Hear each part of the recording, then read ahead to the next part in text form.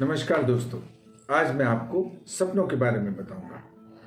जब से इंसान ने पृथ्वी पे कदम रखा है उसका संबंध नींद से है, और अगर नींद से है तो इसी के साथ साथ सपने भी जुड़े हुए हैं। शुरू से इंसान बड़ा जिज्ञासु रहा है कि सपने क्या होते हैं, कहाँ से आते हैं, क्यों आते हैं और इसका औचित्य क्या है। सपनों को एक तरह से एक श्रृंखला के रूप में भी देखा जा सकता है जो सोती हुई अवस्था में आते हैं।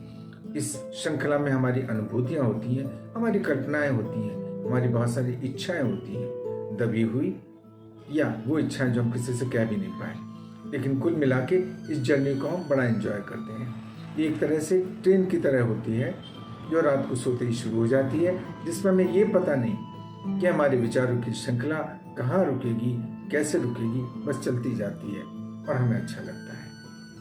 सपने कई बार हमारे वैज्ञानिकों, हमारे कहानीकारों को, हमारे कवियों की प्रेरणा का एक स्रोत रहा है। सपने में ऐसी कई चीज दिखी हैं जो अगले दिन एक नई कृति को रूपांतर करने के लिए उनके लिए प्रेरणा स्रोत बन गई है। सपने आमतौर से अगर देखा जाए तो 3 तरह का होते हैं। पहली तरह के सपने जिसमें हमारी सिर्फ दबी हुई इच्छाएं, होने वाले काम, ना हुए काम वगैरह सबका एक मिक्सचर होता है।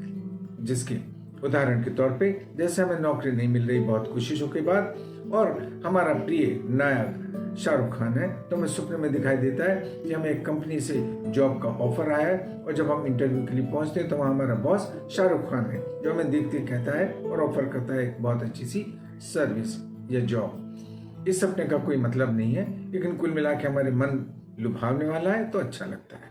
दूसरे तरह के सपने होते हैं जिसका हमें एक कारण निकालना होता है, एक मतलब निकालना होता है। जैसे कई बार आपको सपने में दिखाई देता है कि आप हवा में उड़ रहे हैं, या दिखाई देता है कि आप किसी बहुत ऊंचाई पे खड़े हुए हैं, या कई बार दिखाई देता है कि बहुत ऊंचे पहाड़ से गिर गए। हम जानते हैं हम उड़ नहीं सकते, हम जानते हैं उन पहाड़ों पर, ऊंचाइयों पे हम कभी गए भी नहीं, लेकिन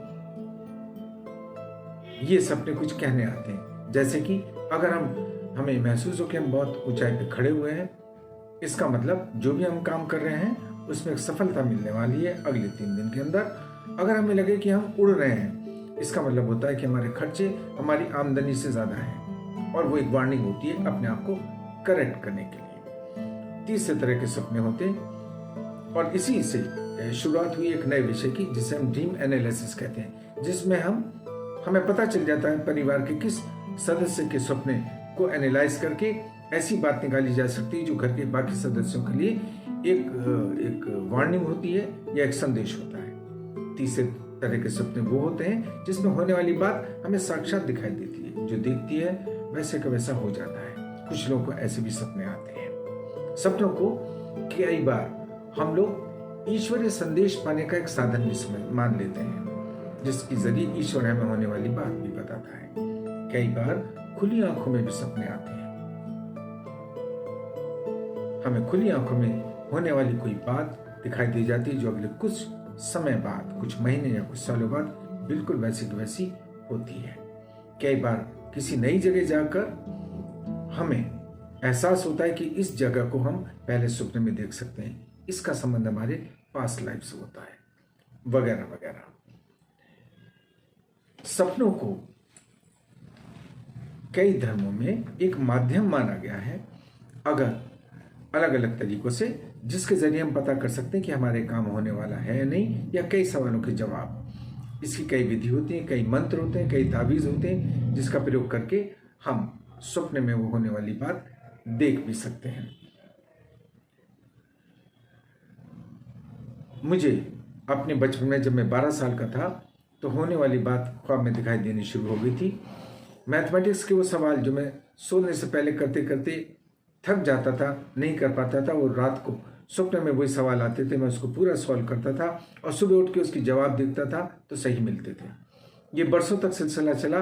बाद में मुझे अपने और अपने परिवार से संबंधित नहीं बल्कि अपने दोस्तों के जीवन में अगले 3 दिन के अंदर होने वाली बातें भी दिखाई देने लगती थी। मानो या ना मानो, ये बिल्कुल सच है। ईश्वर से प्रार्थना करें कि आपके भी सपने आपकी मदद करें, नई नई कृति को उजागर करने के लिए, भविष्य में आगे बढ़ने के लिए, एक संदेश देने के लिए। बहुत बहुत धन्यवाद।